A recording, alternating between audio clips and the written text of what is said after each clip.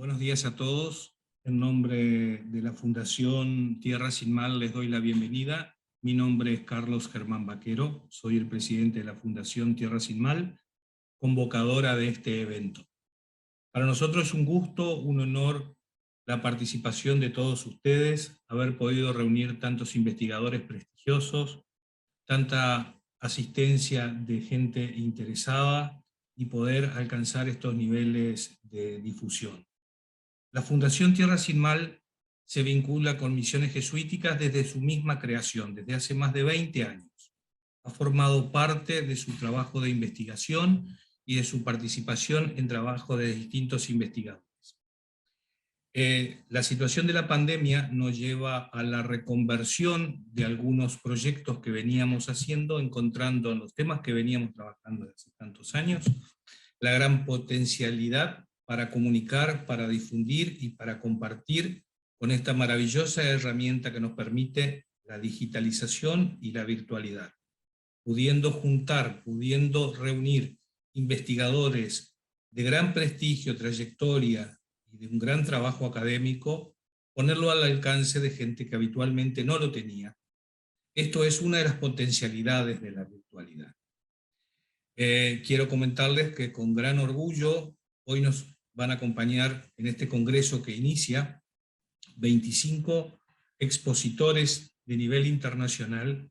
pertenecientes a 10 países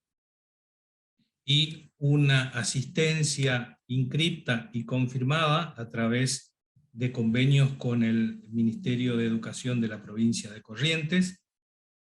de más de 5.000 asistentes. Esta razón nos ha llevado a tener que tratar de moderar de alguna manera el tema de las plataformas y las herramientas tecnológicas para poder manejar o interactuar con un grupo tan grande. Es un grato honor la repercusión que ha tenido este congreso y el nivel académico que hoy puede exhibir y poner al alcance de todos. Fundamentalmente una de las acciones o de los ejes del Congreso es volver a poner a nivel de conocimiento educativo o a nivel general algo que en los ambientes académicos se sigue elevando el nivel, olvidándonos que hay gente que recién está empezando a conocer el tema, el cual debemos solidarizarnos, debemos participarlos, debemos pluralizarlos e incluirlos en este tipo de conocimiento. A esto está dedicado en este congreso, son 3 días. Hoy quizás sea el día un poquito más largo, los otros días tienen una interrupción al mediodía, pero están cargados de disertantes de alta jerarquía y esperamos que nos acompañen en la medida de lo posible. La transmisión, además de lo que está aquí en la sala de Zoom que estamos compartiendo, hay una transmisión gratuita y libre a través de las páginas de Facebook de la Fundación, que la pueden seguir, y una grabación posteriormente que va a quedar en los canales de YouTube de la Fundación para que pueda ser seguida. Le voy a dar la bienvenida, para nosotros es un gran honor que nos acompañe, amigo y compañero de investigación, colega en muchos aspectos, un hombre de una gran trayectoria, de una sencillez digna de la gente del interior de un país, de una provincia, de un departamento, apasionado por su historia, apasionado por el tema misiones jesuíticas, que es el licenciado Isabelino Martínez desde Santa María de Fe, Paraguay. Isabelino va a estar a cargo de la coordinación de las mesas y bueno, vamos a interactuar un poco con algo de soporte que nos haremos mutuamente. Isabelino, buenos días. Muy buenos días, un placer de compartir.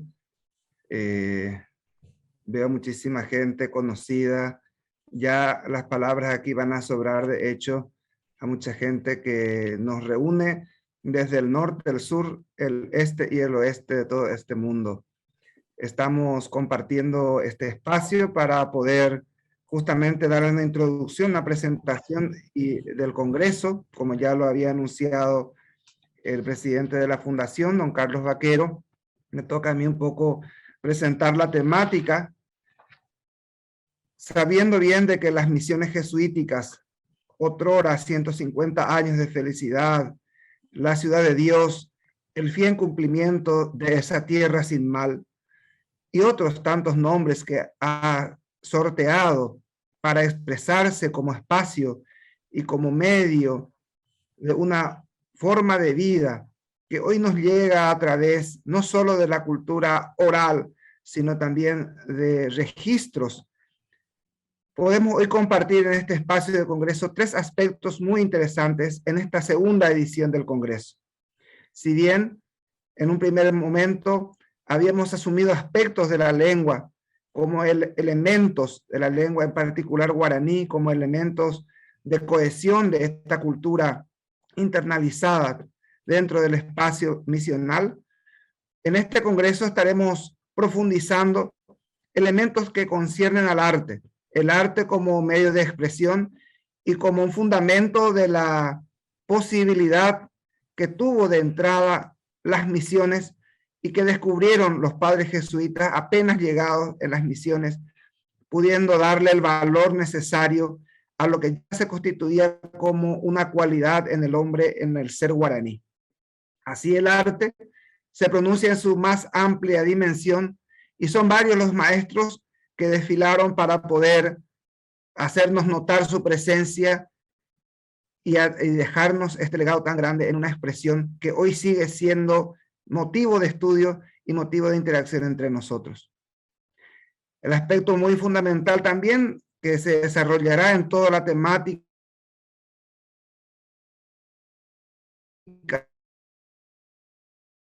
aquí, la religión de los indígenas, así también como la religión expuesta por la compañía de Jesús en ese contexto.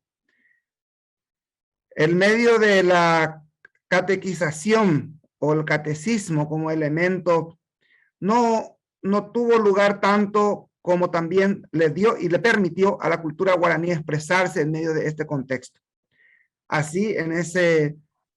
esa condición, varios de los expositores nos traerán elementos para poder seguir reflexionando de cómo se hizo o se hizo posible al menos esa conexión entre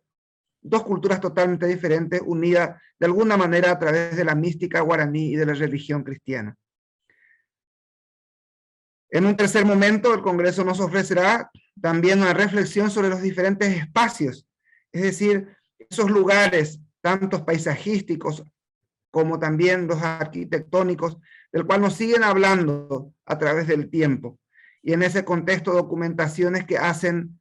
o que aluden a ese tiempo y que nos comprueba de alguna manera no solo la presencia, sino una actividad científica y humanitaria de gran categoría, convirtiéndose, por supuesto, en uno de los precedentes más importantes en la historia de América Latina, las misiones jesuíticas. En este mismo contexto también, como ya lo había anunciado el señor Vaquero, de los más de 1000 presentes aquí, entre los que vamos a estar también presenciando, están muchos académicos en la sala, de los cuales 25 expositores a nivel mundial van a estar presentando su trabajo en esta misma línea. Muchos de los que estamos aquí compartiendo este espacio,